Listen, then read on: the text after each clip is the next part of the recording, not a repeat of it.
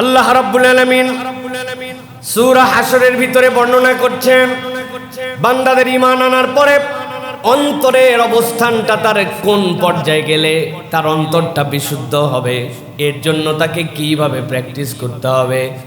কোরআন এবং আমাদের সুন্নাহ কেবলমাত্র মানুষকে ইন্ডিকেশন দিয়ে শেষ করে দেয় নাই, কেবলমাত্র তার জন্য মেডিসিন বলে দিয়ে শেষ করে নাই, বরং এই মেডিসিনটা কিভাবে গ্রহণ করবে, কেমনে এটার দ্বারা সে বেনিফিটেড হবে, আল্লাহ রাব্বুল আলামিন এই পদ্ধতিও বাতলায় দিয়েছেন। এই জন্য আল্লাহ রাব্বুল আলামিন তার দ্বীনের ব্যাপারে বলেছেন, ইন্নাদ-দীনা ইনদাল্লাহিল ইসলাম। এইখানে দ্বীনের অর্থ হচ্ছে মানুষের জীবন ব্যবস্থার জন্য যা লাগবে এইটাকে আল্লাহ রাব্বুল আলামিন ইসলামের মধ্যে দিয়ে কবুল করে নিয়েছেন। আল্লাহ রাব্বুল আলামিন বলছেন, ওয়াল্লাযীনা জাউ মিন বাদিহিম ইয়াকুলুনা রাব্বানা ইগফির লানা ওয়া লিইখওয়ানিনাল্লাযীনা সাবাকুনা বিল ঈমান। আল্লাহ বলছেন, ও দুনিয়ার মানুষ, তোমাদের জন্য প্রাইমারি ডোজ, প্রাথমিকভাবে তোমার অন্তরের অবস্থা কি এই বিশুদ্ধতা অর্জনের জন্য তোমার জন্য দায়িত্ব দেওয়া হলো। ওয়াল্লাযীনা জাউ মিন বাদিহিম, তাদের পরে বিগত হয়ে যাওয়ার পরে নতুন যে ব্যাচ দুনিয়ার মধ্যে আসবে, একের পর এক দল চলে গেছে দুনিয়ার থেকে, নতুন দল আবার সামনে আসে। হায়াত এক দলের ফুরাইয়া মৃত্যুর পথযাত্রী আরেক দল দুনিয়ার মধ্যে মৃত্যুর জন্য অপেক্ষমান।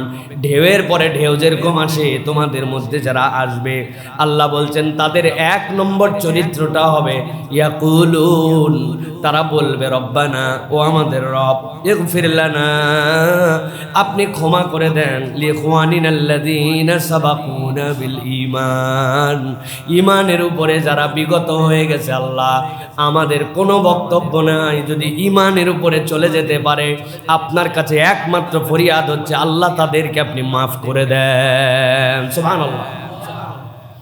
আল্লাহ রাব্বুল আলামিন বলছেন, কেবল এইটুকুই নয়, দুনিয়ায় চলাফেরার সময় একজনের সাথে আরেকজনের হিংসা হয়তো করতো না, কিন্তু গিল তাদের মধ্যে আসতো। গিল মানে কি? একসাথে দুইটা ছেলে, উমুকের সন্তান আর তুমুকের সন্তান একসাথেই পড়ালেখা শুরু করলো, একজন বড় আলেম হয়ে গেল, একজন মধ্যপথে যেয়ে ঝরে পড়লো, দুইজনই বিদেশে যাওয়ার আবেদন করলো, একজন বিদেশে চলে গেছে আর একজন যেতে পারে নাই, দুইজনই একসাথে ছোট থেকে বড় হলো, একজনের জমি জমা 10 বিঘা হয়ে গেছে, আরেকজন এখন পর্যন্ত মানুষের জমিতে কাজ করে খায়, এতে তার হিংসা নাই, কিন্তু অন্তরের মধ্যে একটু জ্বালা পড়া আছে। আল্লাহ বলছেন ওইটার নাম হচ্ছে গিল। যখন কোনো বান্দারা জান্নাতের মধ্যে প্রবেশ করবে, আল্লাহ বলছেন জান্নাতে ঢোকার সাথে সাথে আল্লাহ রাব্বুল আলামিন 3টা নিয়ামত দিয়ে তার অন্তরকে বিধৌতিত করে দিবেন। এর মধ্যে মানুষ কামনা করুক না করুক, ইচ্ছায় অনিচ্ছায় তার অন্তরের মধ্যে অনেক সময় গিল চলে আসতো, বিদ্বেষ চলে আসতো। আল্লাহ বলছেন জান্নাতে ঢোকার সাথে সাথে রব্বুল আলামিন তাদের অন্তরের বিদ্বেষটা দূর করে দিবেন। ওই দলের লোক কারা হবে? আল্লাহ বলছেন যারা দুনিয়াতেও ফরিয়াদ করে, আল্লাহ আমার অনিচ্ছায় এরকম অনেক ভাইয়ের প্রতি আমার তো দিলের মধ্যে বিরূপ মনোভাব তৈরি হয়ে গিয়েছিল, আমি রব্বুল আমিন আপনার কাছে ফরিয়াদ করছি, ওয়ালা তাজআল ফি কুলুবিনা গিল্লাল লিল্লাযীনা আমানু রাব্বানা ইন্নাকা রাউফুর রহিম।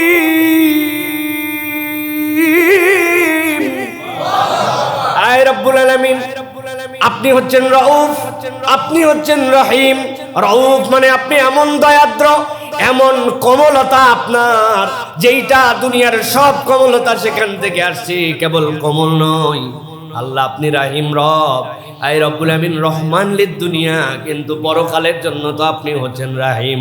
আমি রউফ রবের কাছে, আমি রাহিম রবের কাছে ফরিয়াদ করতেছি, আল্লাহ আমার অন্তরের মধ্যে আপনি এমন প্রশস্ততা দিয়ে দেন, আমার অন্তরটাকে এমন পবিত্র বানায় দেন, কোনো ইমানদারের উপরে যেন আমার কোনো হিংসা বিদ্বেষ না থাকে।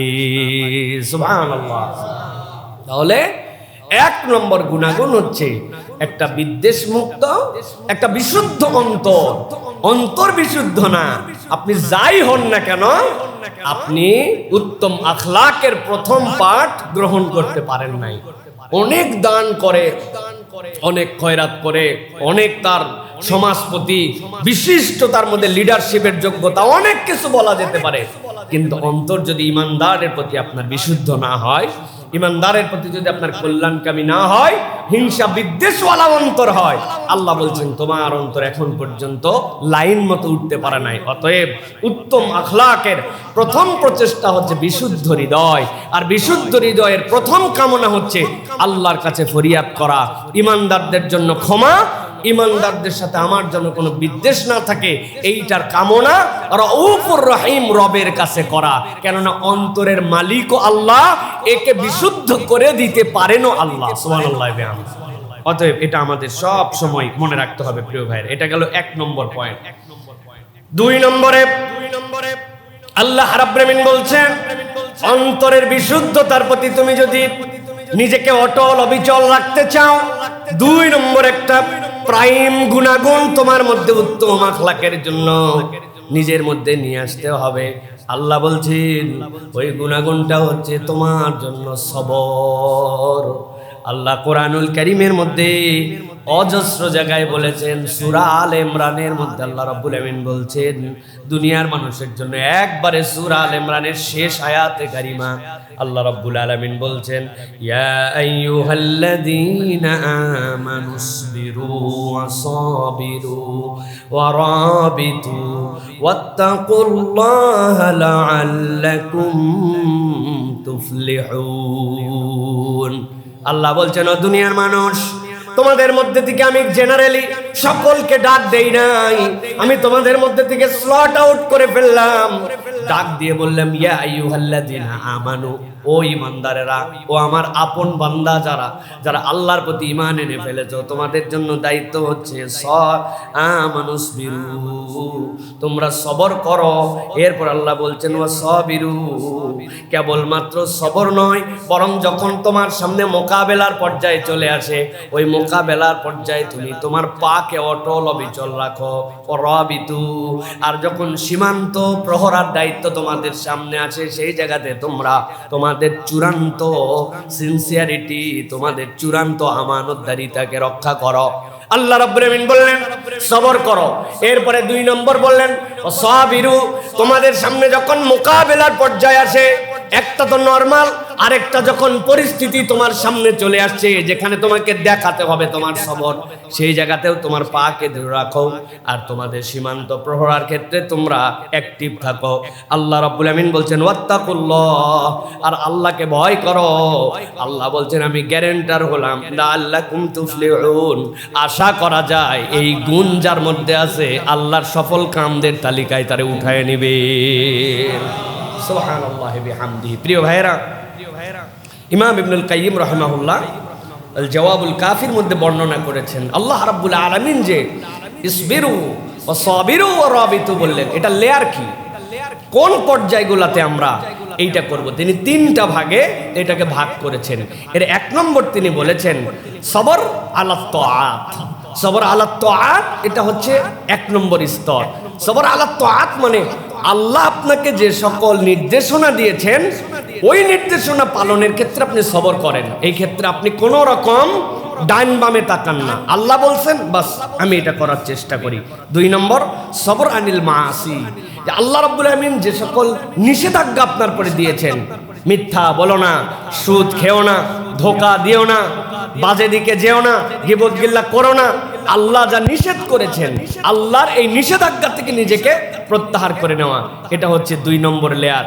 আর 3 নম্বরে সবর আলাল মাসায়েব, আমাদের দুনিয়াতে যত বিপদ আসে, দুঃখ কষ্ট ক্লেশ পরীক্ষা নানান কিছু আসে, এইগুলার থেকেও নিজেকে এর উপরে সবরে অটল অবিচল রাখা। বান্দা যখন এই 3টা লেয়ার বুঝে ফেলে তখন সে প্রকৃত সবরকারী হয়ে যায়। আর একবার যখন কেউ সবরকারী হয়, আল্লাহ রাব্বুল আলামিন বলছেন সে হচ্ছে উত্তম আখলাকের সবচেয়ে বড় পালকটা তার গায়ের মধ্যে জড়ায় নিছে। সুবহানাল্লাহ। অতএব বলা সহজ, সবর করতেছি বলা সহজ, কিন্তু এই 3 লেয়ার বুঝে চলা অনেক কঠিন।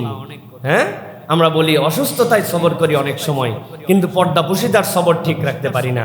আমরা অনেক সময় অর্থনৈতিক দৈন্যতার সবরকে আমরা অনেক সময় মেনে নিতে পারি, কিন্তু আল্লাহর হারাম অর্থনীতি গ্রহণ না করার ক্ষেত্রে যে নির্দেশনা, সেই জায়গার মধ্যে আমরা থাকি না।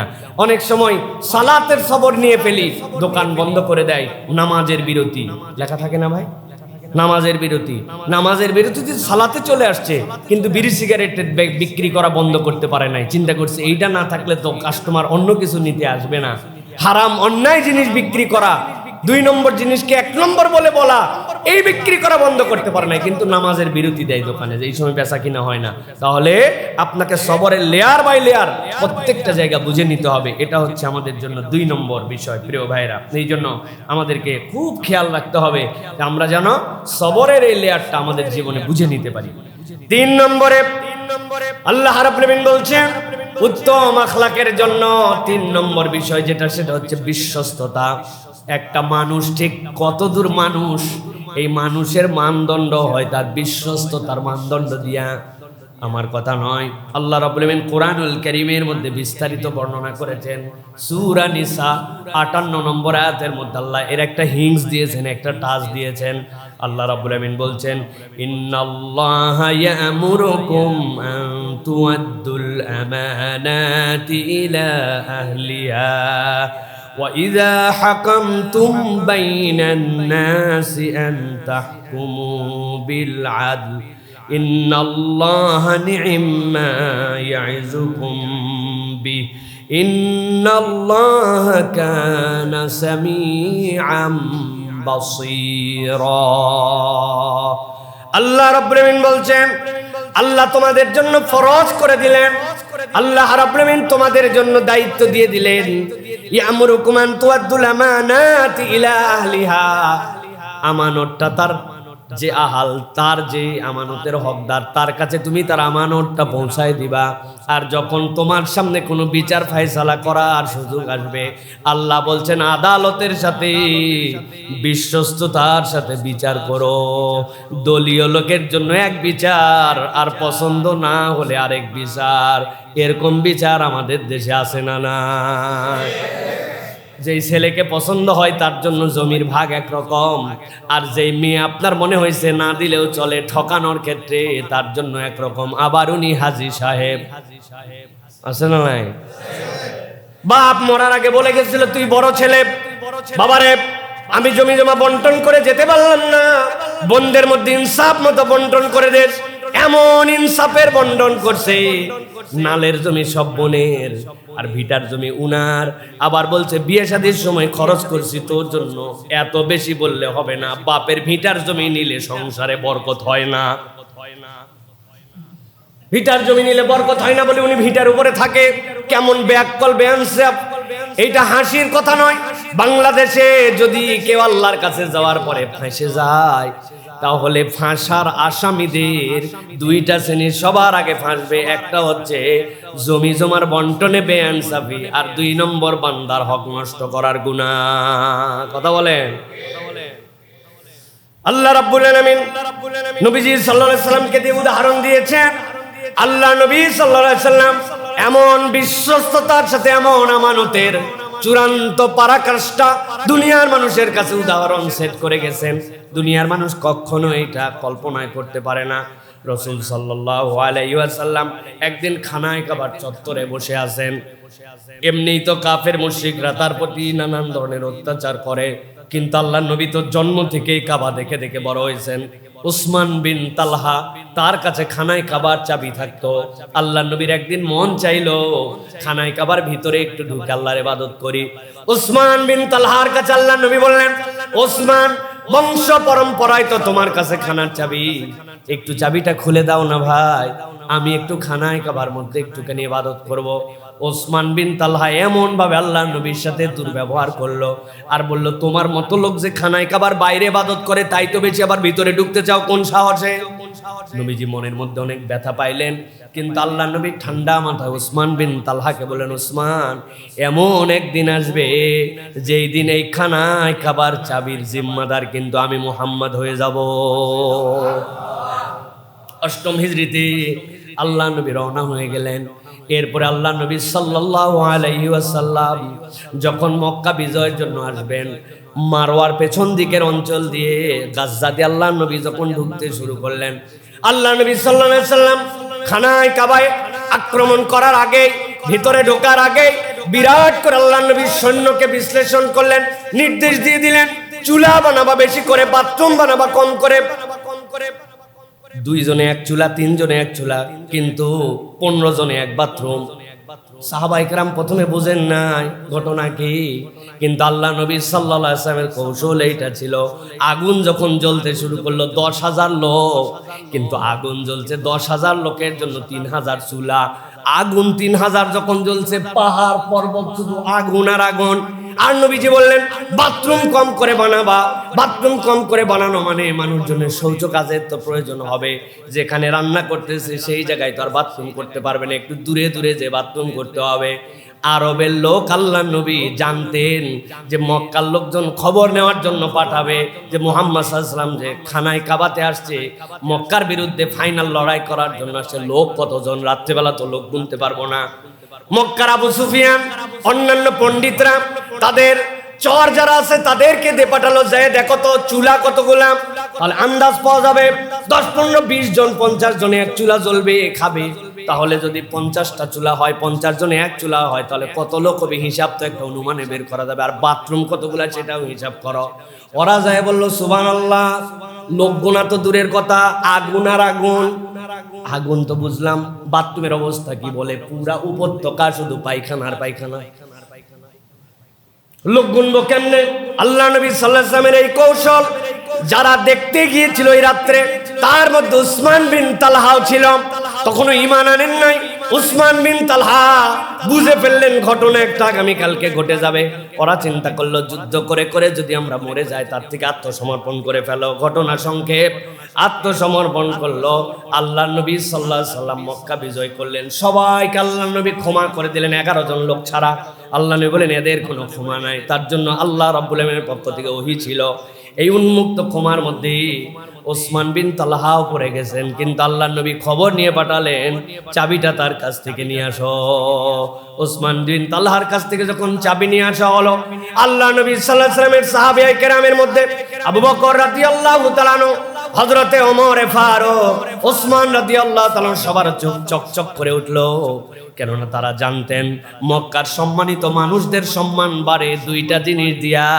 এর 1 নম্বর হচ্ছে কারা কারা হাজীদেরকে পানি খাওয়ায় আর কার কাছে খানায় খাবার চাবি থাকে।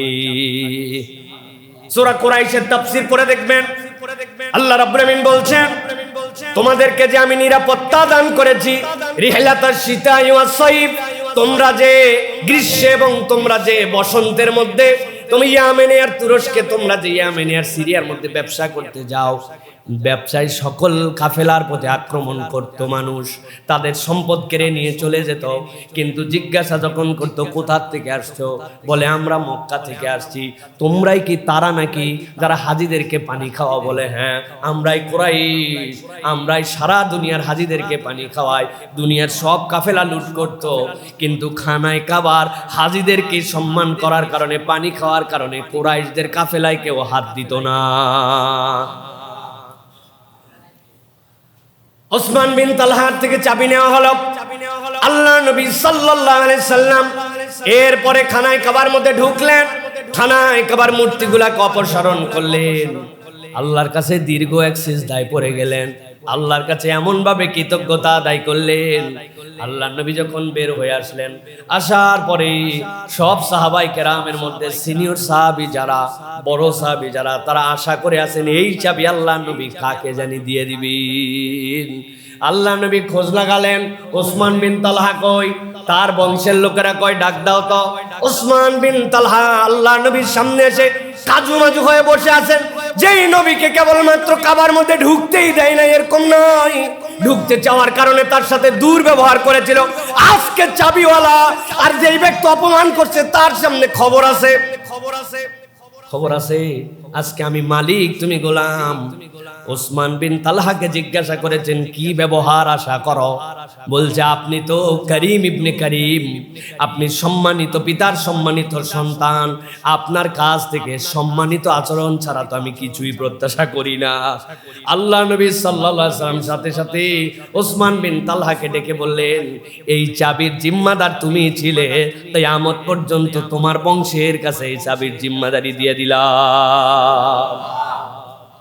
আল্লাহ রাব্বুল আলামিন আয়াতে কারিমা অবতীর্ণ করেছেন, ইন্নাল্লাহা ইয়া'মুরুকুম আন তু'আদ্দুল আমানাতি ইলা আহলিহা ওয়া ইযা হাকামতুম বাইনান নাসি আন তাহকুমু বিল আদল ইন্নাল্লাহা নি'মা ইয়া'যুকুম বিহি ইন্নাল্লাহা কানা সামিআন বাসীরা।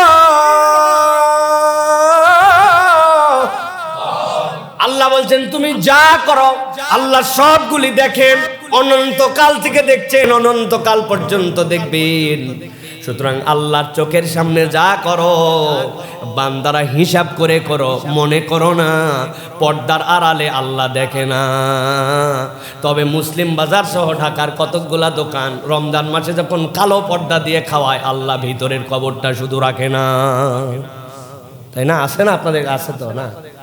খবরদার। এই জন্য প্রিয় ভাইরা, সামিআন বাসীরা, নিজেদেরকে সব সময় বিশ্বস্ত একজন মানুষ হিসেবে উপস্থাপন করতে হবে। আমি বিশ্বস্ত মানুষ, মানুষ জানবে যে এই লোকের কাছ থেকে কখনো আমানতের খেয়ানত হয় না। হাদিস আল্লাহ নবী বলছেন, যার আমানত নাই তার ঈমান নাই, যার আমানত নাই তার ঈমান নাই। আল্লাহ রাসূল সাল্লাল্লাহু আলাইহি ওয়াসাল্লাম এত সাংঘাতিক দাপটের কথা বলেছেন। তাহলে উত্তম আখলাকের 3 নম্বর গুণাগুণের নাম কি? বিশ্বস্ততা। কি নাম? বিশ্বস্ততা। 4 নম্বরে উত্তম আখলাকের জন্য আল্লাহ রাব্বুল আলামিন উম্মতের জন্য সিলেক্ট করেছেন, তোমার মধ্যে ক্ষমার গুণ থাকা লাগবে। উত্তম আখলাকওয়ালা যদি তুমি হতে চাও, ক্ষমার গুণ লাগবে। ক্ষমা ছাড়া কেউ উত্তম আখলাকের মালিক হতে পারে না। আল্লাহ সূরা মায়েদার মধ্যে এ বিষয়ে প্রাথমিক নির্দেশনা দিয়েছেন। 13 নম্বর আয়াতে কারিমার মধ্যে আল্লাহ বলছেন, ফাবিমা নাকদিহিম মিসাকাহুম লা'আন্নাহুম ওয়া জা'আলনা কুলুবাহুম কাসিয়া ইউহাররিফুনাল কালিমা আম মাওয়াদিহি ওয়া নাসু হাযযাম মিম্মা যুক্কিরু বিহি ولا تزال تطلع على خائنة منهم إلا قليلا منهم فاعف عنهم واصفح إن الله يحب المحسنين। আল্লাহ রাব্বুল আলামিন বলছেন, এই দুনিয়াতে যারা যারা ধ্বংস হয়ে গেছে, ওই ধ্বংসপ্রাপ্তদের মধ্যে অন্যতম কারণ ছিল তারা অঙ্গীকার ভঙ্গ করত, ওয়াদা যা করত ওয়াদা রাখতো না। আর যারা ওয়াদা রাখতো না, আল্লাহ রাব্বুল আলামিন সাথে সাথে তাদেরকে লানত করতেন, অভিসম্পাত করতেন। আওয়াজ দে বলি, যেই আল্লাহ তখন তাদের জন্য ওয়াদা ভঙ্গ করতে লানত করতেন, ওই আল্লাহ কি এখনো আছেন না নাই? এখনো অঙ্গীকার ভঙ্গকারী আছে না নাই? আপনি একটু ঠান্ডা মাথায় আমার কথাটা দূর পর্যন্ত ভেবে দেখেন। যুদ্ধ করতে করতে যখন দেখে আমাদের পা হড়কায় গেছে, আমাদের যখন বিপদ, আবার নতুন করে অস্ত্র গোলা বারুদ মজুত করা লাগবে, তখন বলে এখন আমরা যুদ্ধবিরতি চাই। আবার যেই না পজিশন ঠিক হয়ে যায়, আবার মুসলমানকে মারে। এই জাত তখনও ছিল, এখনো আছে, আছে না না? খুব ভালো করে খেয়াল করেন, ইন্টারসেপ্টর ফুরায় যায়, আকাশ প্রতিরক্ষার ভিতরে আর কোনো গোলা বারুদ নাই, নিয়ে আসা লাগবে। এখন বলছে আমরা ব্রেক করলাম। আল্লাহ বলতেছেন এরা এতই জঘন্য, জাআলনা কুলুবাহুম কাসিয়া, তাদের অন্তরটা শক্ত হয়ে গেছে। এটা ওই বাহিনী। আল্লাহ রাব্বুল আমিন বলছেন, ইউহারিফুনাল কালিমা আম মাওয়াদিহি, তাদের মূল বক্তব্য ছিল তারা আল্লাহর কথাগুলাকে জায়গা থেকে অজায়গায় নিয়ে চলে গেছে, নিজের মতো ব্যাখ্যা করে দিয়েছে। আল্লাহর কালামকে, আসমানে ওহীকে 2 নম্বর বানাতে তারা একবারও ভাবে নাই, ইচ্ছা মতো তারা 2 নম্বর করেছে। ওয়ানাসু হাজ্জাম মিম্মা যুক্কিরু বিহি, পয়গম্বর তো উম্মতে মুহাম্মাদের জন্য মুহাম্মদ সাল্লাল্লাহু আলাইহি ওয়াসাল্লাম একজন। নবীজি চলে যাওয়ার পরে 1450 বছর হয়ে গেছে, আমাদের কোনো পয়গম্বর আসবেও না, আল্লাহর দিবেনও না। কিন্তু তাদের জন্য এরকম 1450 বছরে আল্লাহ 14,000 পয়গম্বর পর্যন্ত পাঠাইছেন, কিন্তু আল্লাহর জিকির যা আসছে সেখান থেকে তারা ভুলে গেছে। আল্লাহ বলছেন ওয়ালা তাযালু তাত্তালিউ আলা খায়নাতিম মিনহুম ইল্লা কলিলাম মিনহুম। ভালোর দিকে খুব কমই ছিল তারা, অধিকাংশই তারা পচা আর বাজে। তবে আল্লাহ বলছেন ইমানদারদের জন্য এত কিছু করার পরে, এত 2 নম্বর, এত বেঈমানি, এত বিশ্বাসঘাতকতা, এত ধরনের আল্লাহর সাথে আল্লাহদ্রোহিতা করার পরেও আল্লাহ ডাক দিয়ে বলছেন উম্মতে মুহাম্মাদি, তোমাদের একটা অনন্য বৈশিষ্ট্য আমি তোমাদের জন্য সিলেক্ট করে দিলাম, ফাআফু আনহুম ওয়াসফা। তাদেরকে তোমরা ক্ষমা করো আর তাদেরকে তোমরা অ্যাভয়েড করো। দেখলাম না আল্লাহ তাদের বিচার আল্লাহর সাথে করুক, আমি তাদেরকে ক্ষমা করে দিলাম। আল্লাহ বলছেন কেউ যদি এই কাজটা করতে পারে, কত বড় গাদ্দার, কত বড় 2 নম্বর, কত বড় হারামিপনা করলো, কত বড় আল্লাহ রাব্বুল আলামিনের কালামের সাথে তারা 2 নম্বরই করলো। আল্লাহ বলছেন রব্বুল আলামিন সব দেখে নেবেন, কিন্তু সুযোগ যদি তোমার থাকেই আল্লাহ বলছেন তুমি ক্ষমা করো আর তাদেরকে অ্যাভয়েড করো, ওভারলুক করো, ওদের সাথে সম্পর্ক রেখো না। আল্লাহ বলছেন এই গুণ যার মধ্যে আছে, ইন্নাল্লাহা ইউহিব্বুল মুহসিনিন, এরা মুহসিনিনদের মধ্যে অন্তর্ভুক্ত। আল্লাহ তার এই বান্দাগুলাকে ভালোবাসেন, সুবহানাল্লাহ। সুতরাং আমাদেরকে ক্ষমার গুণে গুণান্বিত হতে হবে। মানুষকে সবসময় পানিশ করা, তার দোষ ত্রুটি সবসময় সামনে নিয়ে আসা, দোষকেই প্রাইম ভেবে ওইটাকেই একদম প্রায়োরিটি দেওয়া, এটা মুমিনের গুণাগুণ হবে না। ইফ দেয়ার এনি অপরচুনিটিস, যে আমি কোনো রকম একটু কাজ করার জায়গা পাই, তাহলে আমি মানুষকে ক্ষমা করি। আল্লাহ রাব্বুল আমিন বলছেন এই গুণাগুণটা উত্তম আখলাকওয়ালার গুণাগুণ। এই গুণ অর্জন করাও কঠিন, এই গুণ বাস্তবায়ন করাও কঠিন। ক্ষমা যে সে করতে পারে না। এক সালাফ থেকে বর্ণনা আসছে, তিনি তার এক কর্মচারী বারবার শুধু ভুল করে, বারবার, আর তিনি তাকে ক্ষমা করেন। একদিন ওই কর্মচারীকে উনি রাগ করে বলছেন, এই কতবার তো ক্ষমা করবো রে, আমরা বলি না মানুষকে। উনি সাথে সাথে ওই যে কর্মচারী তার দাস ছিল, সে চমৎকার এক উত্তর দিয়েছে, বলছে কিয়ামতের দিনে আপনি আল্লাহর কাছ থেকে যতবার ক্ষমা পেতে চান, মাত্র ও কয়বার ক্ষমা করলে হয়। মানে আপনি আপনার ভুল বোঝেন, আল্লাহর সাথে আপনার কত ভুল। উনার আকল খুলে গেছে, সুবহানাল্লাহ। সে হয়তো অন্য কোনো উদ্দেশ্যে নিজের প্রায়োরিটি নেওয়ার জন্য বলছে, কিন্তু কথাটা অনেক বাস্তব। আমি আমার আল্লাহর কাছে কি পরিমাণ অপরাধী, আল্লাহর কাছে আমি কতটুকু ক্ষমা চাই, কতটুকু ক্ষমা পেলে এই পুরা জীবনটাকে জাহান্নাম থেকে জান্নাতের দিকে নিতে পারবো। সুতরাং আমাদেরকে মানুষকে ক্ষমা করার তবিয়ত থাকতে হবে।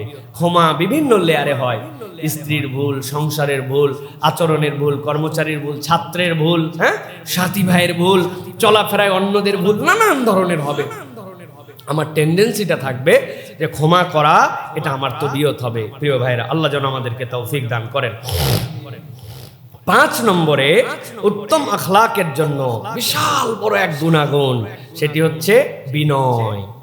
যার সাথে বিনয় আছে তার সাথে সব আছে। যে বিনয় পেল সে পুরা দুনিয়া পেয়ে গেল। এটা হাদিসের পরিভাষা অনুযায়ী আমরা বুঝতে পারি। আল্লাহ রাব্বুল আলামিন সূরা শুআরার ভিতরে বর্ণনা করেছেন মানুষের বিনয়ের কতকগুলা দিক কেমন করে হতে পারে। আল্লাহ বলেছেন জানায়াত আমাদের, আল্লাহ বলছেন ওয়াকফিদ জানাহাকা লিমানিত্তাবাআকা মিনাল মুমিনিন। ও আমার হাবিব, আপনি আপনার পাখাকে, যারা মুমিন ঈমানকে ফলো করে তাদের জন্য আপনি আপনার পাখাগুলাকে বিছায়া দেন। বলেন তো মানুষের কি পাখা হয়? না, মানুষের তো হাত হয়। তাহলে আল্লাহ রাব্বুল আলামিন কোন হিসাবে আল্লাহর নবীকে বললেন যে আপনি ঈমানদারদের জন্য আপনার পরগুলা বিছায় দেন? তাফসীরগুলা পড়ে দেখবেন, সূরা শুআরা 26 নম্বর সূরা, আল্লাহ রাব্বুল আলামিন 215 নম্বর আয়াতের মধ্যে এটার ব্যাখ্যা মুফাসসিররা করেছেন অজস্রভাবে। একটা পাখি যখন তার পরকে বিছায় দেয়, পাখির পর বিছানোর মধ্যে একটা ভিন্ন রকম ব্যাপার থাকে। এটা যদিও তার হাতের ভূমিকায় থাকে, কিন্তু তার পাখাগুলাকে সে মেলায় দেয়। মেলায় দেওয়ার পর তার বাচ্চাগুলা যখন তার নিচে ঢুকে যায়, তখন দুনিয়া কিয়ামত হয়ে যেতে পারে, কিন্তু বাচ্চারা ফিল করে যে অন্ততপক্ষে আমি নিরাপদে আছি। ভালো করে কথাটার মানে বোঝেন, বাচ্চারা ফিল করে, কিন্তু এই ফিল সব সময় কি তাকে নিরাপত্তা দিতে পারে? না, সব সময় নিরাপত্তা দিতে পারে না। 10টা বাচ্চাকে পাখার মধ্যে নিয়েছে, বাচ্চা ভাবতেছে আমি নিরাপদ, আমার ফিল এইটা, কিন্তু এমন ঝড় আসছে, এমন বৃষ্টি হয়েছে, মুরগি সহ পাখি সহ উড়ে চলে গেছে। কিন্তু যখন সে পাখাটা বিছাইছিল, তারপরের নিচে যারা ঢুকছিল তারা অন্তরের মধ্যে এই বিশ্বস্ততা পেয়েছিল যে আমরা একটা নিরাপদ জায়গায় আসছি। আল্লাহ রাব্বুল আমিন বলছেন, ইমানদারের চরিত্রটা বিনয়ের দিক দিয়ে এমন হবে, কোন মানুষ তার কাছে গেলে এইটুকু নিরাপত্তা যেন অনুভব করতে পারে, এই লোক আমার কোনো উপকার করতে হয়তো পারবে না, কিন্তু এই ইমানদারের দ্বারা আমার কোনো ক্ষতি হবে না। সুবহানাল্লাহ। অথচ এখন একজনের কথা আরেকজনের কাছে বলতে সাহস পায় না। এই কথা বলে দিলে যদি ঝামেলায় পড়ে যায়, টাকা পয়সা রাখা তো অনেক দূরের বিষয়। কি কথা বললেন না? যে কল্পনা করবেন, মাঝে মাঝে মিলাবেন এইগুলার সাথে। 11টা গোত্রের 11 জন যুবক হাজির হয়ে গেল, মুহাম্মদ সাল্লাল্লাহু আলাইহি ওয়াসাল্লামকে ঝামেলা মুক্ত করে দিবে। আরে তার দাওয়াত বন্ধ করো, তার কার্যক্রম বন্ধ করো, তেলাওয়াত বন্ধ করো, এত কিছু দরকার আছে নাকি? ধরের থেকে কাল্লা আলাদা করে দিলেই তো ঝামেলা মিটে যায়। বনি হাশেম যেন আমাদের বিপক্ষে দাঁড়াতে না পারে, এক গোত্র বলে হবে না, বাকি 11টা গোত্রের 11 জন লোক আল্লাহ নবীকে হত্যা করে ফেলবে হিজরতের রাত্রিতে। এ কথা কি জীবনের প্রথম শুনতেছেন না আগেও শুনছেন? কিন্তু আল্লাহ নবী সাল্লাল্লাহু আলাইহি সাল্লাম সাইয়েদনা আলী কাররামাল্লাহু ওয়াজহাহু তাকে ডেকে বললেন, তুমি আমার বিছানায় শোও। আমি চলে যাব কেন? আলী রাদিয়াল্লাহু তাআলার প্রতি এই পরীক্ষা নেওয়ার দরকার কি? আলী রাদিয়াল্লাহু তাআলাকে সাথে নিয়ে তো তিনি যেতে পারেন। বলে, আলী, আমাকে মারার জন্য, তারা হত্যা করার জন্য সিদ্ধান্ত নিয়েছে। আমার আল্লাহ জানাইছেন, ওয়াজআলনা মিন বাইনি আইদিহিম সাদ্দান ওয়া মিন খালফিহিম সাদ্দান ফাগশাইনাহুম ফাহুম লা ইউবসিরুন। তারা আমাকে দেখতে পাবে না। আল্লাহ গ্যারান্টি দিয়েছেন, তুমি শুয়ে যাও, আমার ক্ষতি হবে না, তোমাকেও ক্ষতি করতে পারবে না। কিন্তু শোয়াই দিয়ে গেলেন কেন? যেই লোকেরা আল্লাহর নবীকে হত্যা করে শেষ করে দেওয়ার পর্যন্ত সিদ্ধান্ত নিছে, ওই রাত্রে পর্যন্ত ওর বউরেও বিশ্বাস পায় নাই, ওর বাপরে বিশ্বাস পায় নাই, ওর বড় ভাইরে বিশ্বাস পায় নাই। ওরা তার আমানতটা আল্লাহর নবীর থেকে নেয় নাই, কারণ তারা জানে নবী মরে যেতে পারে, মুহাম্মদ সাল্লাল্লাহু আলাইহি ওয়াসাল্লাম মরে যেতে পারে, কিন্তু আমানতের খেয়ানত করবে না, এমন একজন বিশ্বস্ত মানুষ। সুবহানাল্লাহ। যেই নবীকে হত্যার রাত্রে পর্যন্ত তারা বিশ্বাস করে, ওই নবীর উম্মতের কাছে পেটের কথা দিতে অপর ভাই বিশ্বাস করে না। কথা ঠিক কিনা? কেমন আমানতদার, কেমন বিনয়ী। এই জন্য আল্লাহ বলছেন, তোমার ডানাটা ইমানদারদের জন্য সব সময় জুড়ানো থাকবে, অন্তত তোমাকে যেন ট্রাস্ট করে, তোমাকে যেন বিশ্বাস করে। ইমানদারের প্রতি এক ইমানদারের ন্যূনতম এই গুণাগুণ অর্জন না করলে তুমি হ্যান ত্যান যাই হও না কেন, তুমি উত্তম আখলাক ওয়ালা মানুষ হতে পারো না। এইটা গেল 5 নম্বরে। এরপরে আল্লাহ রাব্বুল আলামিন নবীজি সাল্লাল্লাহু আলাইহি ওয়াসাল্লামের প্রতি ওহী করে জানাচ্ছেন, কোন মানুষ যদি উত্তম আখলাক ওয়ালা হতে চায়, আর এই যে ইনস্টল করতেছে এই অ্যাপসটা যেন তার মধ্যে ভাইরাসে না লাগে, অ্যান্টিভাইরাস একটা দেওয়া লাগবে। এর জন্য আল্লাহ বলছেন, উত্তম আখলাকের অ্যান্টিভাইরাস তার মধ্যে 6 নম্বর একটা গুণাগুণ লাগবে। ওই বান্দা যেন শাকের বান্দা হয়, শুকর গুজারি না থাকলে উত্তম বান্দা হতে পারে না। আল্লাহ কোরআনুল কারীমের মধ্যে বলছেন, ওয়া ইস্তাযানা রাব্বুকুম লা ইন শাকারতুম লা আযীদান্নাকুম ওয়া লা ইন কাফারতুম ইন্না আযাবী লাশাদীদ।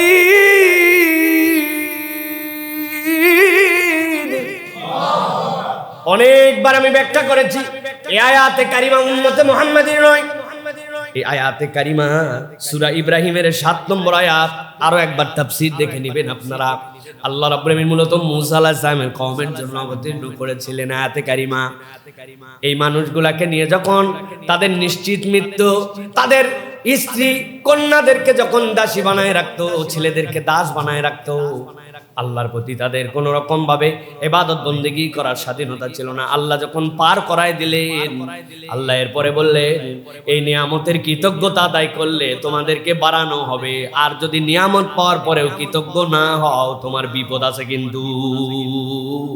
এই জন্য প্রত্যেক ইমানদারের জন্য দায়িত্ব হচ্ছে আল্লাহ রাব্বুল আলামিনের প্রতি শুকরগুজার হওয়া। মাল্লাম ইয়াশকুরিন নাস লাম ইয়াশকুরিল্লাহ। কেউ যদি মানুষের কৃতজ্ঞ হতে না জানে, সে প্রকৃতার্থে আল্লাহর কৃতজ্ঞ হতে পারে না। ঠিক না? দুনিয়ার নেচার এখন পেয়ে গেছি, আর যার কাছ থেকে পাইলাম তারে আমি চিনি না। ঠিক না ভাই? চিনি না। দেখবেন সম্পর্ক একজনের মাধ্যম দিয়ে আরেকজনের হয়েছে, মধ্যস্থতাটা ভুলে যায় মানুষ। ঘোড়া ডিঙ্গায়া ঘাস খায় নাকি বলে জানি, আমাদের দেশে এটা কথা আছে না? হ্যাঁ, এই আমাদের তবিয়ত হয়ে গেছে এখন। চিনি না, কাউরে চিনি না। যার দ্বারা এলেম পালাম, যে আমারে চিনালো, যে আমার উপকার করলো, যে একটু কল্যাণ করলো, তার জন্য যে কৃতজ্ঞতা বোধ, এটা আমাদের নাই। নবী করিম সাল্লাল্লাহু আলাইহি ওয়াসাল্লাম এটা দেখাইছেন। ইহুদি এসে আল্লাহর নবীর চাদর টান দিল, আল্লাহ নবীর শরীর মোবারক ঘুরে গেল, ঘাড় ছিলে গেল। ওমর রাদিয়াল্লাহু আনহু বুক দপদপায় উঠলো, তলোয়ার দিয়ে এক কোপে ধর থেকে কল্লা আলাদা করে দিল। বেয়াদব, মুহাম্মদ সাল্লাল্লাহু আলাইহি ওয়াসাল্লামের সাথে তুমি এত বড় বেয়াদবি করছো কি জন্য? ওই আজকে শুক্রবার, আগামী শুক্রবারে তুমি আমার থেকে ধার নিছিলে, ওই ধারটা ফেরত দেওয়ার ডেট আগামী শুক্রবারে, এটা রিমাইন্ডার দেওয়ার জন্য আসছে। চিন্তা করছেন কি হিসাব বেয়াদব? আগামী শুক্রবার ধার রিমাইন্ডার দেওয়ার জন্য নবীজির সাথে খারাপ ব্যবহার করছে। ওমর রাদিয়াল্লাহু আনহু মাথা ঠিক থাকে? আল্লাহ নবী বললেন থামো ওমর, আমার যদি উপকারী করতে চাও তাহলে যে ঋণটা তার আমার আছে ওইটা পূরণ করে দেওয়ার জন্য হেল্প করো। গরম করো না, ওকে গরম মেরো না, রাইটস আছে। সুবহানাল্লাহ। এই আখলাক তো আমরা আসলে গ্রহণ করতে পারবো না, কিন্তু এর মধ্যে অনেকগুলি পার্ট আছে, অনেকগুলি শিক্ষা আছে। এর মধ্যে একটা শিক্ষা, আল্লাহ নবী সাল্লাল্লাহু আলাইহি ওয়াসাল্লাম যার কাছে অল্প একটু উপকার গ্রহণ করেছেন তার প্রতি কৃতজ্ঞতা ছিল আল্লাহ নবী সাল্লাল্লাহু আলাইহি ওয়াসাল্লামের। যদিও সেই ইহুদি আল্লাহ নবীর পরীক্ষা নিতে আসছিল, সে পূর্ববর্তী কিতাবে পড়ে দেখছে সকল নবীর ধৈর্য যা হবে, শেষ নবীর ধৈর্য তার চেয়ে বেশি হবে। আগামী শুক্রবারের দেনা দিবে কি না দিবে পরে, এর জন্য চাদর টান দিয়ে একজনের গলা হেঁচড়ায় ফেলছে, সেই লোক ঘুরে তার দিকে হেসে দিছে। সে আল্লাহ নবী সাল্লাল্লাহু আলাইহি ওয়াসাল্লামের কাছে পড়ে গেছে মাথা নিচু করে দিয়ে, যে আপনি সত্য নবী, আপনি আমাকে কালেমা পড়ায় দেন। সুবহানাল্লাহ। প্রিয় ভাইরা, সুতরাং শুকরিয়া এটা আমাদের জন্য খুব বেশি জরুরি। প্রিয় ভাইরা, 7 নম্বরে যেটা আমাদের জন্য দরকার সেটা হচ্ছে আল্লাহ রাব্বুল আলামিনকে নিরেট ভয় করা। যার অন্তরে ভয় নাই সে উত্তম বৈশিষ্ট্যের মানুষ হতে পারে না। আল্লাহ রাব্বুল আলামিনের ভয়ের ব্যাপারে অনেকগুলো আয়াতে কারিমা আসছে। সূরা তাওবার মধ্যে ডিফারেন্ট কিছু কথা আল্লাহ রাব্বুল আলামিন বলেছেন। সূরা তাওবা 13 নম্বর আয়াতের মধ্যে আল্লাহ রাব্বুল আলামিন বলেছেন, আলা তুকাতিলুনা কওমান নাকাসু আইমানাহুম ওয়া হাম্মু বিখরাজির রাসূল ওয়া হুম বাদাউকুম আউওয়ালা মাররাহ। আল্লাহ বলতেছেন, তোমরা কি তাদেরকে চেনো যারা আল্লাহ রাসূল সাল্লাল্লাহু আলাইহি ওয়াসাল্লামকে এই পুণ্যভূমি থেকে বের করে দেওয়ার জন্য প্ররোচনা দিয়েছিল, যারা এই পুণ্যভূমির থেকে তোমাদেরকে প্রথম দেশান্তরী করার জন্য ষড়যন্ত্র করেছিল। আল্লাহ রাব্বুল আলামিন বলছেন, তোমরা কি তাদের সাথে যুদ্ধ করতে ভয় পাচ্ছ? তোমরা কি তাদের মোকাবেলা করবে না যারা অন্যায় করে তোমাদের সাথে তোমাদের এই পুণ্যভূমির থেকে বের করে দেওয়ার জন্য প্ররোচনা করলো, যারা নিজেরা ভঙ্গ করছে তাদের অঙ্গীকারগুলি? আল্লাহ রাব্বুল আলামিন এরপরে বলছেন দুনিয়ার মানুষের জন্য, আতাখশাউনাহুম, তোমরা কি তাদেরকে ভয় করো? হ্যাঁ, তুমি কি মনে করো তাদের কি শক্তি আছে? তাদের হামবড়াই, এই দাপট, এগুলোর মধ্যে কিচ্ছু নাই। আল্লাহ রাব্বুল আলামিন বলছেন, ফাল্লাহু আহাক্কু আন তাখশাউহু ইন কুনতুম মুমিনিন, তোমরা যদি মুমিন হও তাহলে আল্লাহই তোমার চূড়ান্ত ভয় পাওয়ার একমাত্র গন্তব্যস্থল। সুবহানাল্লাহ বিহামদিহি। এটা দুনিয়ার বুকে ন্যূনতম ঈমানওয়ালারাও প্রমাণ করে দেখায় দিছে। এই দুনিয়াতে নজির আছে প্রিয় ভাইরা, যে আসলে তাদের রাগ ঢাক, তাদের গাল গল্প, তাদের গরম অনেক বেশি হয়, কিন্তু ঈমানদার যদি আল্লাহকে ভয় করে একবার যদি সত্যের পক্ষে দাঁড়ায় যায়, কোনো শক্তি নাই ঈমানদারদেরকে এই শক্তির মোকাবেলা করবে। দুনিয়ার কোনো শক্তির বিপক্ষে এখনো সৃষ্টি হয় নাই। এটা আল্লাহ রাব্বুল আলামিনের প্রতিশ্রুতি। কিন্তু আমরা আল্লাহকে ভয় করার মতো ভয়ও করতে পারি না। এই জন্য আমাদের এই পরিণতি। অতএব ভয় যদি করতে হয়, তাকওয়া যদি অর্জন করতে হয়, তাহলে উত্তম আখলাকের 7ম বৈশিষ্ট্য আল্লাহকে ভয় করতে হবে। পারবো তো ইনশাআল্লাহ? চেষ্টা করতে হবে, শুরু করতে হবে। আল্লাহ রাব্বুল আলামিনের প্রতি তাওয়াক্কুল করে যারা আল্লাহ আল্লাহ রাসূলের বিপক্ষে উস্কানি দেয়, তাদের বিপক্ষে আপনাকে বলিষ্ঠ কণ্ঠস্বর নিয়ে দাঁড়ায় যেতে হবে। আমরা দেখতেছি ইসলামপন্থীদের জন্য দুনিয়া সংকুচিত হয়ে যাচ্ছে, অমুক দেশে যায় তমুক দেশে যায়, তাদের ভিসা বাতিল করে, নানান কিছু করে। আমরাও বলছি দুনিয়ার সকলের ভিসা বাতিল করে দে, যতদিন পর্যন্ত খানায় কাবার ভিসাটা আমাদের জন্য উন্মুক্ত থাকবে দুনিয়া দেখা লাগবে না। আল্লাহ দুনিয়ার সব দেশের লোক ওখানে নিয়ে এসে আমাদেরকে দেখা করাবেন ইনশাআল্লাহ, ঠিক কিনা? অতএব আমাদের দুনিয়া আল্লাহর দুনিয়া, এই দুনিয়া কেউ কার জন্য বন্ধ করে? আল্লাহ যেন আমাদেরকে এই বুঝার তৌফিক দান করেন। আল্লাহ রাব্বুল আলামিন এরপরে বলছেন উত্তম আখলাকের জন্য অষ্টম বৈশিষ্ট্য। আল্লাহ রাব্বুল আলামিন বলছেন তোমার মধ্যে একটা ন্যায় নিষ্ঠা লাগবে। তুমি সেলফ একজন ন্যায়নিষ্ঠ মানুষ, অপরের সামনে গেলে তুমি ন্যায়নিষ্ঠতা দেখাও, লোকের সামনে গেলে তোমার মধ্যে তোমার আচরণ পরিবর্তন করে ফেলো। কিন্তু আল্লাহ বলছেন তোমার মধ্যে একটা ন্যায়নিষ্ঠতা লাগবে। ইমাম ইবনুল কাইয়ুম রাহিমাহুল্লাহ অনন্য একটা উদাহরণ দিয়েছেন দুনিয়ার মানুষের জন্য। দুনিয়ার মানুষ অনেক সময় বিনয়ী হয় কি দেখে? বাহ্যিকতা দেখে। অমুক ওস্তাদের সামনে গেছে আমি বিনয়ী মানুষ, অমুক লিডারের সামনে গেছি, অমুক বড় পাওয়ারফুল লোকের সামনে গেছি, মানুষ তখন ঝুঁকে যায়, মানুষ তখন বিনয়ী হয়। কিন্তু ইমাম ইবনুল কাইয়ুম বলছেন প্রকৃত বিনয় তো এইটা নয়। প্রকৃত বিনয় হচ্ছে তোমার বাহিরে অনেক সময় তুমি ম্যানার হয়তো বুঝো নাই, এটিকেট হয়তো বুঝো নাই, কিন্তু তোমার অন্তর বিনয়ী। তোমার অন্তর যদি আল্লাহর জন্য ঝুঁকে যায় ওইটাই হচ্ছে প্রকৃত বিনয়, নচেত এইটা লোক দেখানো হয়ে যাবে, ঠিক কিনা? অনেক সময় দেখবেন আপনি বাপরে বিনয়ী সামনে, কিন্তু পেছনের নেচার খারাপ, তার মানে অন্তর ঝুঁকে নাই, ঝুঁকছে তার বাহির। এই জন্য আমি তালেব ইলমদের জন্য বিশেষ করে এটা বলবো, প্রিয় ভাইরা, প্রিয় আমার উপস্থিতি, অন্তরটাকে বিনয়ী করতে হবে ভাই। বাহিরের বিনয়ের লাভ নাই।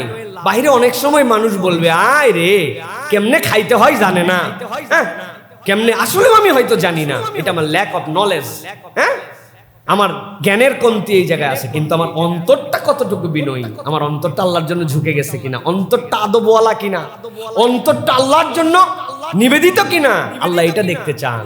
এই জন্য আল্লাহ রাব্বুল আমিন বলছেন যে হে রাসূল আপনি জানাই দেন, সূরা হুদের মধ্যে আল্লাহ রাব্বুল আমিন বলেছেন 112 নম্বর আয়াত থেকে আল্লাহ বলতে শুরু করছেন ন্যায় নিষ্ঠতা উত্তম আখলাকের জন্য অন্যতম গুরুত্বপূর্ণ এলিমেন্টস। আল্লাহ রাব্বুল আমিন বলছেন ফাস্তাকিম কামা উমিরতা ওয়া মান তাবা মাআকা ওয়া লা তাতগাউ ইন্নাহু বিমা তা'মালুনা বাসীর। ও আমার রাসূল আপনি এর উপর অটল অবিচল থাকেন। আর আপনার সাথে কতগুলা মানুষ আছে যারা তওবা করে আপনার সাথে যোগদান করেছে, ওরাও কিন্তু সত্যের উপরে অটল অবিচল। আল্লাহ বলছেন আপনার এই ন্যায়নিষ্ঠতা, এই অটল অবিচলতা, আল্লাহ বলছেন বিমা তা'মালুনা বাসীর, তারা যা কিছু করে সব বিষয়ের সম্মুখ জ্ঞান আল্লাহর কাছে আছে।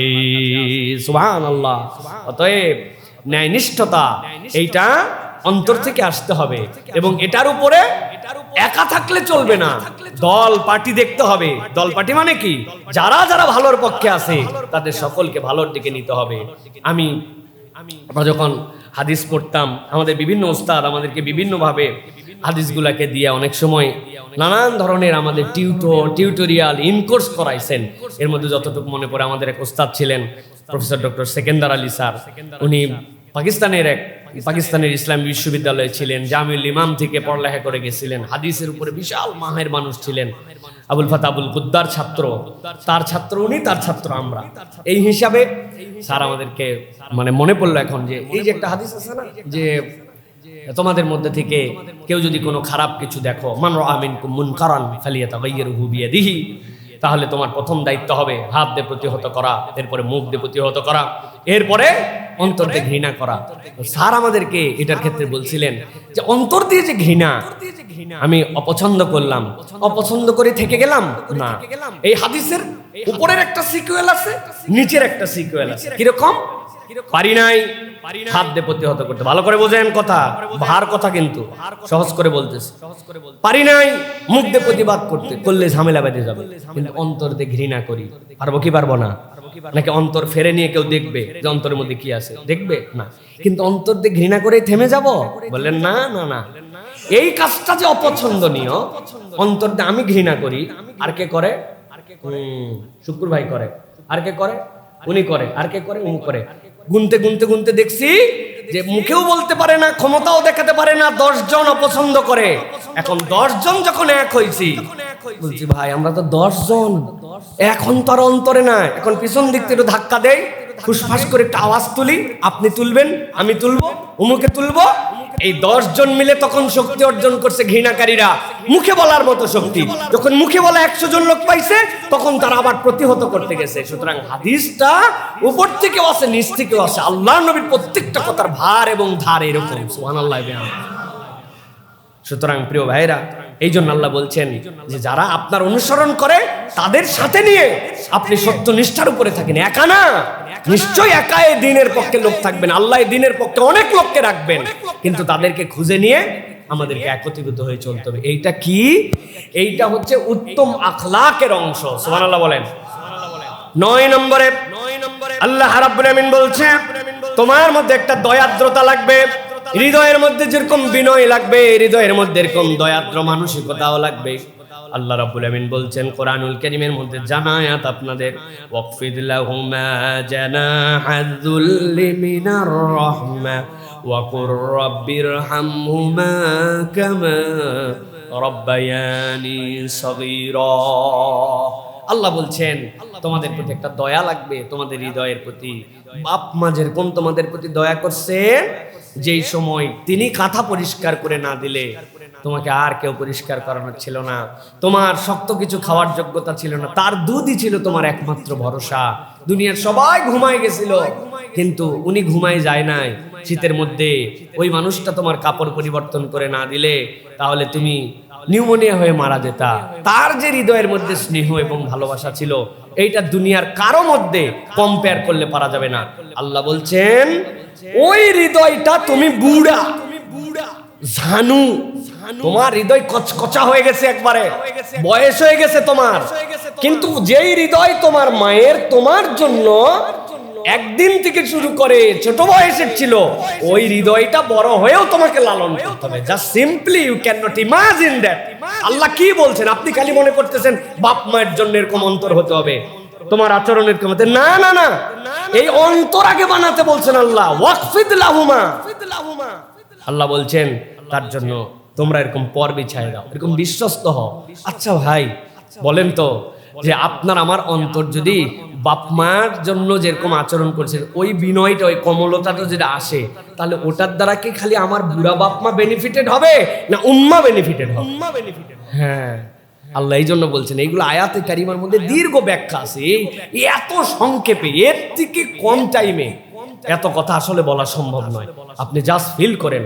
আমাদের এই আয়াতে কারিমার তাফসীর পড়াইছেন আমাদেরকে প্রফেসর ডক্টর কারামত আলী, আবু তোরাব মোহাম্মদ কারামত আলী। আমার মনে আছে আমার ওস্তাদের কথা, উনি মদিনা বিশ্ববিদ্যালয়ের ছাত্র ছিলেন, কালো একজন মানুষ, এত কালো, আহারে। উনি আফ্রিকানরা তাকে মনে করতো উনি আফ্রিকান, এরকম মানুষ। মা মারা যাওয়ার 1 মাস পরে তার কাছে চিঠি গেছে, তখন চিঠির যুগ ছিল, যে ওনার মা মারা গেছে। এই স্যার এই তাফসীর পড়াইছেন আমাদেরকে পুরাপুরি 3 দিন। এই তাফসীরটুকু শুধু পড়াইছেন 2টা আয়াতের। আহা, কি যে এর মধ্যে তত্ত্ব, কি যে বার্তা! তার একটা শুধু বললাম যে আমরা যে বিনয়ী হব, আল্লাহ বলছেন তোমার বাপ মায়ের জন্য তোমরা নম্র হৃদয়ওয়ালা হও, তাদের জন্য পর বিছায় দাও, তারা যেরকম তোমাদেরকে ছোটবেলায় করছিলেন। এটার মানে এই নয়, আল্লাহ বলছেন তুমি তোমার হালতটা একটা দয়াদ্র হালতে তোমাকে তৈরি করে ফেলো, যেই দয়াদ্রতায় তোমার বাপ মা তো বেনিফিটেড হবে, কিন্তু তোমার হালত যদি ওরকম হয়ে যায়, অনেকেই এর দ্বারা তোমার বেনিফিটেড হবে। সুবহানাল্লাহ। সুতরাং এটা একটা হালতের নাম। মানুষ মাত্র দয়া তার সাথে থাকবে, ক্রুয়েলিটি যেন না থাকে আমাদের মধ্যে। আমরা ক্রুয়েল হার্ট হয়ে গেছি, আমাদের হার্টগুলা পাষণ্ড হয়ে গেছে। হার্ট যদি পাষণ্ড না হয়, একটা কুকুরকে কখনো জলজান্ত সকলের সামনে ঠ্যাং 2টা ভেঙে দিয়ে তাকে কি কুমির দিয়ে খাওয়াতে পারে? কুমির তো অনেক কিছুই ধরে খায় রে ভাই, অনেক কিছুই খায়, খেতে পারে, কিন্তু আপনি খাওয়ার আয়োজন করে দিয়েছেন একটা অবলা প্রাণীকে, এবং তার পিছনে আপনার এমন মান্যত আছে যেটার দ্বারা আপনার ঈমানও গেছে। আছে না নাই? এগুলোরে কেন খাওয়ায়? ঈমান যাওয়ার খাওয়ানি ওইটা।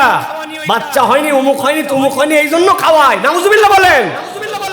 ওইটার হেদায়েতের জায়গা নাই।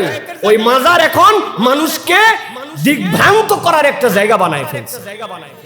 ওই আল্লাহর ওলিদেরকে যদি আল্লাহ এই ক্ষমতা দিতেন যে উঠো, উঠে তোমরা শুদ্ধ করো। উনাদের হাতে যদি স্ট্যান্ড গান থাকতো আশপাশে সবগুলোকে ব্রাশ ফায়ার করে মারি ফেলতো, যে তোমরা, আমরা হেদায়েতের দাওয়াত নিয়ে আসছি আর তোমরা আমাদের এই জায়গা থেকে এখন মানুষকে মুশরিক বানাচ্ছ। আহারে কি কপাল পোড়ার জাত!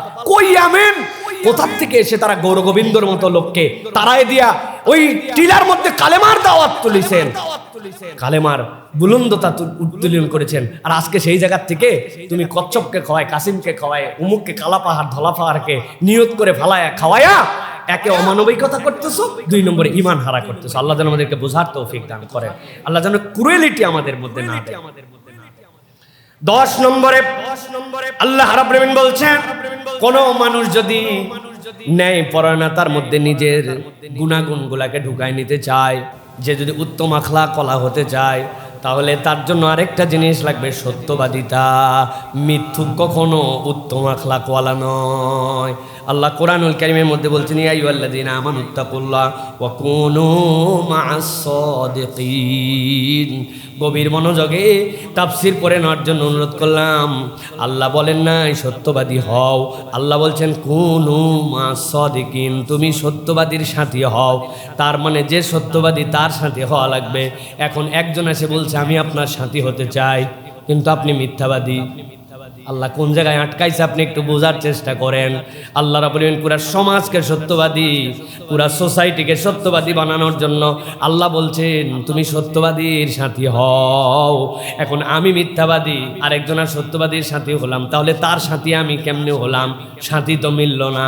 আল্লাহ এই সমাজকে সুন্দর করার জন্য সমাজের প্রতিটা মানুষের জন্য দিক নির্দেশনার মধ্যে ঢুকাইছেন। সুবহানাল্লাহ। এই জন্য বললাম না যে এগুলোর মধ্যে যে কত কথা খালি খলবল করে, যে কি বলবো আর কি রাখবো। প্রিয় ভাইয়েরা, সর্বশেষ আল্লাহ রাব্বুল আলামিন বলছেন, একটা মানুষের সর্বপ্রথম যে গুণাগুণের কথা বলে আপনাদের কাছে শুরু করেছিলাম, আল্লাহ বলছেন বিশুদ্ধ অন্তর। ওই বিশুদ্ধ অন্তর দিয়ে তার শুরু, আর শেষের দিকে তলাও আছে মাথাও আছে। আল্লাহ আটকায় দিচ্ছেন। এবার এই বান্দার উত্তম আখলাকের জন্য আল্লাহ বলছেন সবচেয়ে বেশি গুরুত্বপূর্ণ গুণাগুণের একটা হচ্ছে এই বান্দাকে লজ্জাশীল বান্দা হতে হবে। যার হায়া নাই তার কিচ্ছু নাই। এটার কি প্রমাণ আপনাদের কাছে আছে? আমার কাছে সকাল সন্ধ্যা এটার প্রমাণ আছে। আহারে, এক ভদ্র মহিলা ভিডিও করতেছে, বয়স কেমন হবে জানি না, তবে লোকটাকে দেখে বোঝা যাচ্ছে 40-এর উপরে।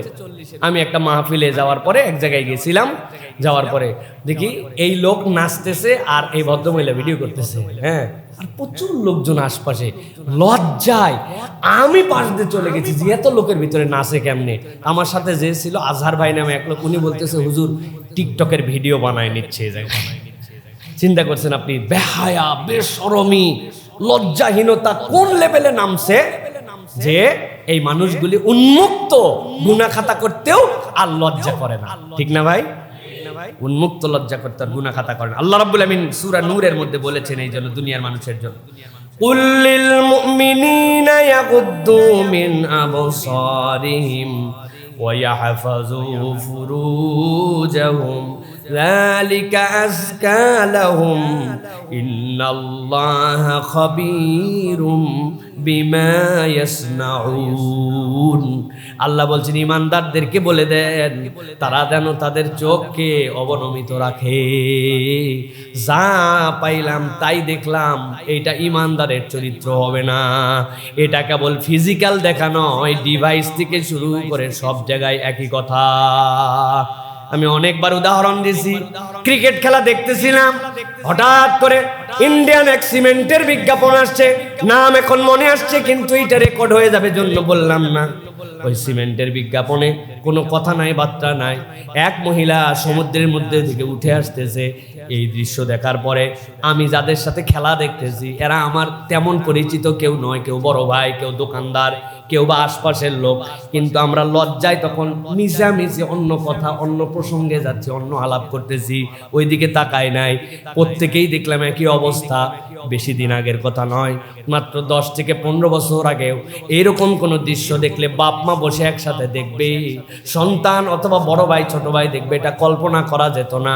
আর এখনকার বাস্তবতা হচ্ছে বাপ তার সন্তানকে নিয়ে সিনেমা দেখতে যায়, আছে না? আল্লাহ রাব্বুল আলামিন এই জন্য বলছেন কুল্লিল মুমিনিনা ইয়াগুদ্দু মিন আবসারিহিম ওয়া ইয়াহফাজু ফুরুজাহুম যালিকা আযকা লাহুম। আল্লাহ বলছেন এর মধ্যেই তোমাদের জন্য তাজকিয়া আছে, ওই বিশুদ্ধতা মিলছে নি। প্রথমটা অন্তরের বিশুদ্ধতা। আল্লাহ বলছেন তোমার জন্য কেবল নির্দেশনা দেই নাই, ওষুধ কেমনে কাজ করবে, কোন ওষুধ খাইলে কাজ করবে তাও বলে দিলাম। তোমার অন্তরের বিশুদ্ধতার জন্য তোমার চোখকে নামায় ফেলো। যালিকা আযকা লাহুম ইন্নাল্লাহা খাবীরুম বিমা ইয়াসনাউন। আল্লাহ বলে জানেন, ঠিক কি না? অতএব প্রিয় ভাইরা, আমাদেরকে লজ্জাশীল হতে হবে। যার সাথে হায়া নাই তার সাথে ঈমান নাই। সুতরাং হায়া, আল হায়া শুবাতুম মিনাল ঈমান, এটা হচ্ছে ঈমানের একটা অংশ, আমাদেরকে বুঝতে হবে প্রিয় ভাইরা। তাহলে আবার একটু সামারি করে দেই। 1 নম্বর বিশুদ্ধ হৃদয়, 2 নম্বর সবর, 3 নম্বর বিশ্বস্ততা, 4 নম্বরে ক্ষমা, 5 নম্বরে বিনয়, 6 নম্বরের পরে আপনাদের জন্য বলেছি শকর, 7 নম্বরে ভয়, 8 নম্বরে ন্যায়নিষ্ঠতা, 9 নম্বরে বলেছি দয়া, 10 নম্বরে সত্যবাদিতা, আর 11 নম্বরে লজ্জাশীলতা। এই গুণাগুণগুলো যদি আমাদের মধ্যে থাকে, ওয়া ইন্নাকা লাআলা খুলুকিন আযীম। আল্লাহ রাব্বুল আলামিন নবীর ব্যাপারে বলেছেন আপনাকে উত্তম চরিত্রের উপর অধিষ্ঠিত করা হয়েছে। এই খুলুকে আযীমের একটা পার্ট তাহলে আমাদের সাথে অন্তত পক্ষে বলতে পারবো যে আমাদের মধ্যে আছে। একটু আমি আত্মবিশ্লেষণ করার জন্য বলবো, খালি শোনার জন্য শোনা নয় প্রিয় ভাইরা, আমরা একটু বিশ্লেষণ করে দেখব আল্লাহ আমাদের মধ্যে কতগুলো আছে। আজকে